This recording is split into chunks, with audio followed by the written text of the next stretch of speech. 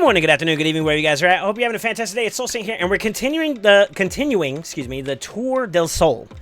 Basically, I'm going to be doing a whole series of videos where I'm going to showcase some different dungeon teams, and I'm working from left to right. So if you haven't seen yesterday's video, I did a showcase on two teams that I use for Iron Twins currently. Either one of them works in terms of options, and one of them is a meme, the other one's not. If you want to see the full package, go check that video out. But today we're going to be talking about potion keeps. A disclaimer here now, and just to be a little transparent, I don't really farm potion keeps aggressively. It's very, very small and far and few, and it has to be like off of the cusp of a very, very expansive summoning event like the one we had for a lot of the Mythic Champions from the Primal event that we just got past earlier this month.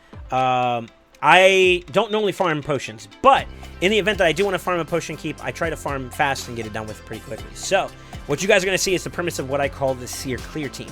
For those that are unfamiliar with it, Seer is a very capable epic, one of the best clear in terms of wave content. So, you know, like how you have dungeons that have like 1 or 2 waves and then you have the boss afterwards. Seer, we call those waves. Wave 1, Wave 2, and then, of course, boss fight. Wave clear-wise, there's a lot of different ways people approach it. Some have poison explosion comps with like an Elinarl, for example, and Calvalexes, which I could do, but I've never really tried. But I have always been tried and true with my girl Seer. I did a video way before in the past, and she has held up. And now that Empowerment's on the table, she's still even more... She's really, really potent. I'm just going to straight up to that. So, the compass of this team, or basically the premise behind this team, is that you want to put all your eggs in the basket that is Seer. So, what do you need Seer to run with? So, you need buffs, you need disablement / setup, for lack of better words, which is decreased defense and weaken, and then you need her to be able to pop. And then you also need to be able to reset her abilities and the group's abilities to do it again for the next falling wave and subsequently afterwards, right? So what we have here is 2 resetters, which is going to be Yumiko and Kaimar. You could use Renegade, which is a rare version of these champions, although she does only 2 turn cooldown resets. These do 4 or 3, and respectively the entire party. So very, very good there in that regard. We have our setup champion in Lydia, who her A2 not only gives us buffs, but it sets up the decreased defense and weaken. She's also in Curse, which is kind of not necessary, but I use it for Hydra purposes, so she also works pretty well there. And of course, my buffer / oh crap button, if I needed it to, would be Duchess, who does buffs and revives and more buffs, basically, and has a speed aura, so she seems faster. So I'm going to show you the run, then I'll show you the builds, and then you can kind of go ham and go home from there. Side disclaimer, this team is also the team I used to majority prog Doom Tower, believe it or not, both on hard and normal. It's gotten so easy to a point now for my account that I'm able to use like 1 or 2 damage dealers that can basically nuke the team, nuke the waves, go ham and go home.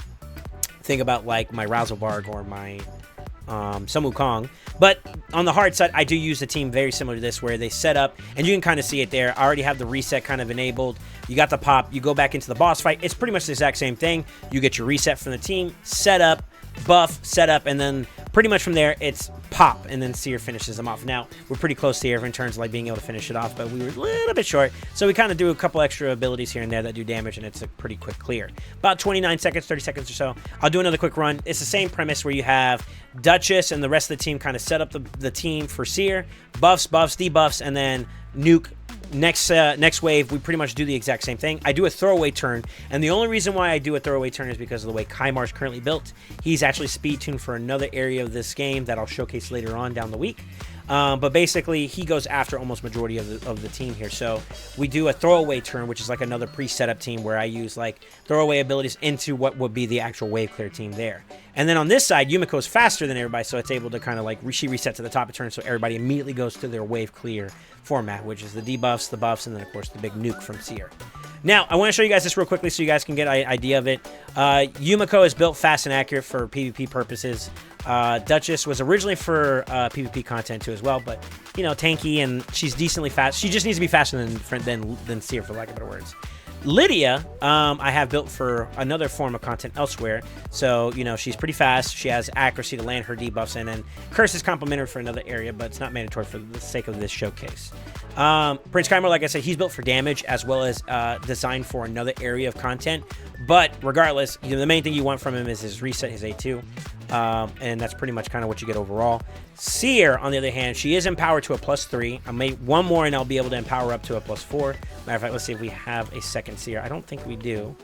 So we can't empower her to +4, so to make her even stronger. But she's built in Merciless. So what you want is ignore percent defense sets. Think Savage, think Lethal, think Instinct, think Cruel, and of course Merciless, which is the newer one from Sin City. I was able to get her into a 6-piece set here. Actually, I think it's 6-piece set, and then a broken piece at the end, and then of course some extra accessories on the side. If I get her full 9-piece, then that'd be even better. But it's not necessary. It's overkill at this point. The main goal you want to hit though is with that ignore percent, be able to hit a decent amount of crit damage. Make sure she's crit capped. Because her A3 is an enemy max HP scaling ability that also scales with the more buffs you have, which is why Lydia and Duchess are in play there. So, you know, 3 buffs, 2 buffs there. Maybe there might be 1 or 2 overlaps there, but for the most part, you get like 4 or 5 buffs, and it's pretty much popping, reset, and do it all over again. Another thing I guess I could showcase really quickly is masteries. So Yumiko built for PvP. She kind of has some defensive things to keep her alive a little bit longer, but also mostly accuracy oriented ones.